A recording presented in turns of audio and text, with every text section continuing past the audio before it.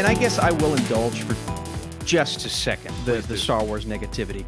I don't feel what I once felt for Star Wars, and that is really sad.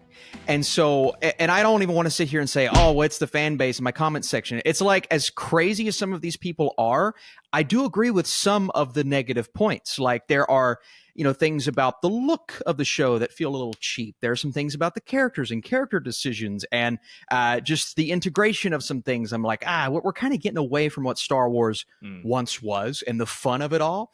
And so, as bad as some of that negativity is, I do somewhat agree with some of the negatives there. And because of that, I'm not super I am much more of a Dune guy right now than I am a Star Wars guy.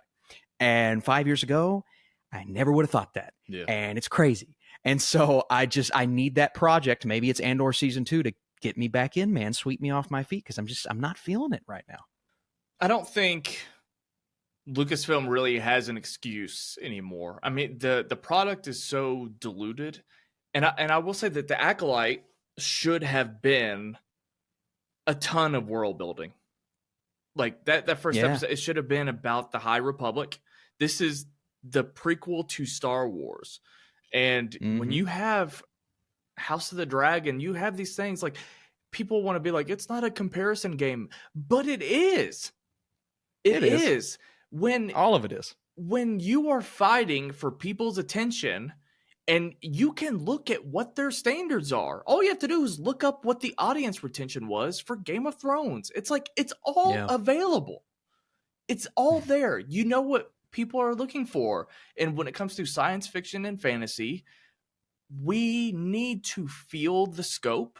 We expect complex examinations of not just the characters, but the world building and what the social classes are and the economics of things. And like Andor did that. Like, they know how to do it. They're just choosing not to. And so when you really just have like thin characters and it's like, but is that even really what a Jedi would do? And you're like, you're just messing with shit that, like, why are you spending your time on this? The High Republic was introduced, 5 years ago in a book. This is when the world was actually, should have actually been introduced to this. Was the first time it was shown on screen. And it's like, I don't even know. It just looks like it's in the prequel era. Yeah.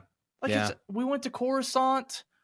We saw that. Maybe it's less busy, but the Jedis have different types of robes than Qui-Gon and Obi-Wan had, and that's it. Like, what? And then you do things like, old boy read the mind of the Green Frog alien from Phantom Menace, and I'm just like, would a Jedi do that? But also, if you want us to ask those questions, like, please do that. Like, please have like some kind of controversial thing that the Jedi are doing, but like also address it in the show.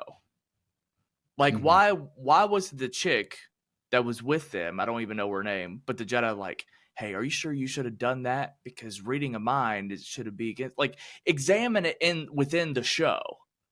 Because if you don't, then the fans are just going to lose their fucking shit over it. Well, to take that a step further, I just think, Andor aside, all of these shows, they're the same. I know the story's different. I know we're exploring different characters, but I watch Mandalorian season 3, and then I watch Boba Fett, and then I watch Ahsoka, and I watch this, and they all look the same. They all feel the same. Boring. And it's like, at a point, I just feel like I can't tell the difference between the way that I'm feeling while watching this. It just feels, like you said, there's so much of it now. It's all the same style. It's all the same look and feel.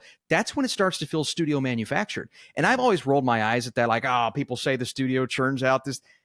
Yeah, with Star Wars, it kind of feels that way right now. I'm like, what do you say fuck me for? It really does. And that's why Andor is so special, because there's clearly a visionary behind it. There's clearly someone who is going for a distinct style. And that's why our favorite MCU movies are our favorite MCU movies, other than the big together ones, the Avengers movies, is because you always have a director that brings something distinct to the table. Everything else is just the same old thing.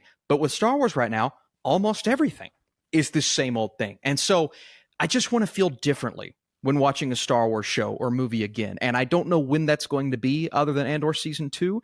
Hopefully this new movie, what they say, James Mangold's working on a Star Wars film. Maybe that will be the one. But right now, it just feels like the same old thing, even though I did enjoy parts of the show. Again, I've only seen the first episode, but I'm confident it's going to be the worst of the 4 shows that debut in June. The Bear, House of the Dragon, and The Boys will all definitively have better seasons than The Acolyte. I can guarantee it without seeing a single frame from any of them. So I can't get any more excited. I can only watch this show to see a hot chick do some stuff with a lightsaber. Like that's it. That's what it is to me. Son of a bitch! Do some comparisons. Look at just use your eyes and look at The Acolyte. Then look at House of the Dragon, then look at The Bear, then look at The Boys. And it's like one of these does not feel cinematic in the slightest. It feels CGI and special effects heavy. The other 3, the way that they are shot, the way that they look, the way that they make you feel, they all have something about them that allows them to stand out. And that's why they're special. And I have seen the first 2 episodes of the new season of The Boys. Can't say anything yet, but yup. Yeah. You're right. What do you mean by that?